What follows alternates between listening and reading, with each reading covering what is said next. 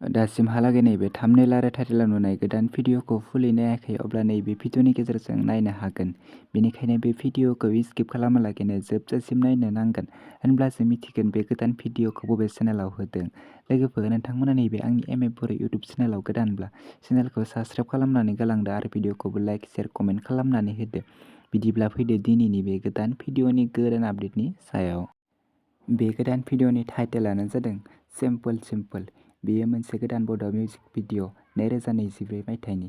बे भिडिअआव कास्ट महरै दङ राहुल साहा, निजु, राजरानि बसुमतारी।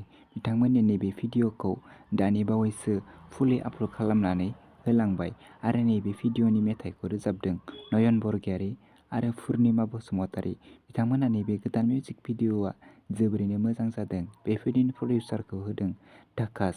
लोगोफोर, नोंथांमोना दासिमहालागै बिथांमोननि नैबे गोदान बड' मिउजिक भिडिअखौ फुलि नायाखै अब्ला बिथांमोननि नैबे स्क्रिनाव नुनाय NRCनि प्रडाक्शन इउटिउब चेनेलाव थांनानै बे गोदान बड' मिउजिक भिडिअखौ नायनानै लाहैनो हागोन। आरो दासिमहालागै बे चेनेलखौ साबस्क्राइब खालामाखै अब्ला चेनेलखौ साबस्क्राइब खालामनानै होदो।